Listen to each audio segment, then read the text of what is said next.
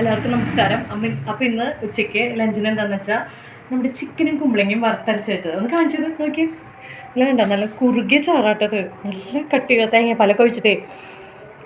ഇത് രാത്രി ആകുമ്പോഴേക്കും ഇതിൽ ചിക്കൻ്റെ പീസ് ഉണ്ടാവും.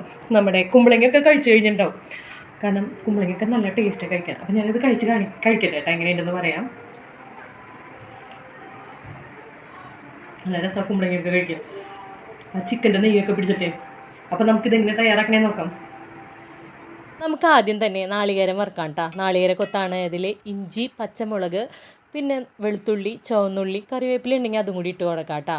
എന്നിട്ടാണ് നമ്മൾ വറുത്തത്. അതിലേക്ക് നമ്മൾ 3 സ്പൂൺ മല്ലിപ്പൊടിയും 2 സ്പൂൺ മുളക് പൊടിയും കുറച്ച് കുരുമുളകും ഇട്ടിട്ട് മൂപ്പിക്കുക കേട്ടോ. പിന്നെ ഫ്ലെയിം ഓഫ് ചെയ്യുക. ചൂടാറിയതിന് ശേഷം കുറച്ച് വെള്ളം എടുത്തിട്ട് നമുക്ക് അരച്ചെടുക്കാം കേട്ടോ.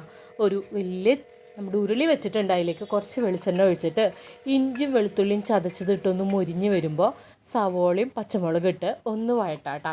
വഴന്ന് വരുമ്പോൾ പിന്നെ അതിലേക്ക് 3 സ്പൂൺ മല്ലിപ്പൊടിയും 2 സ്പൂൺ മുളക് പൊടിയും ചേർത്ത് ഒന്ന് നന്നായി പച്ചമണം മാറുന്ന വരെ മിക്സ് ചെയ്തുകൊണ്ടിരിക്കുക കേട്ടോ.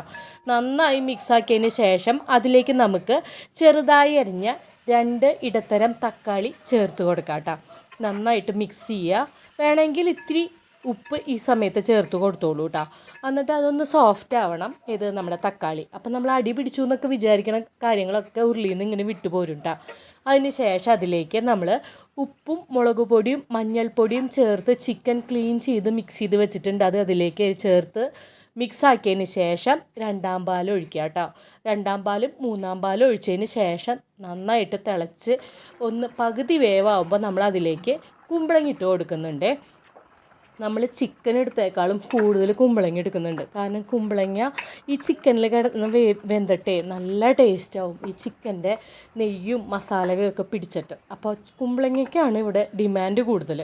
അപ്പോൾ കുമ്പളങ്ങ ഇട്ട് ഒന്ന് മിക്സ് ആക്കിയതിന് ശേഷം നമ്മൾ വേവാനായിട്ട് വെയിറ്റ് ചെയ്യുക കേട്ടോ. കുറച്ച് ഉപ്പ് അതിൻ്റെ മുകളിൽ കൂടെ ഇട്ട് കൊടുത്തു. നമ്മൾ ചിക്കനിൽ ഓൾറെഡി ഉപ്പ് തിരുമ്മി വെച്ചിട്ടുണ്ട്, അതനുസരിച്ച് വേണം ഉപ്പിടാൻ കേട്ടോ.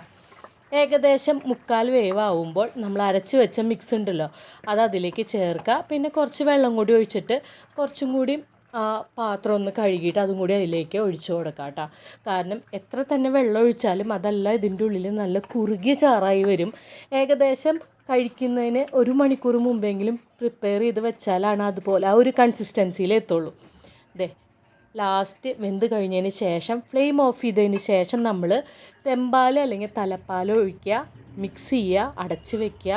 1 മണിക്കൂറിന് ശേഷം കഴിക്കുക. സൂപ്പർ.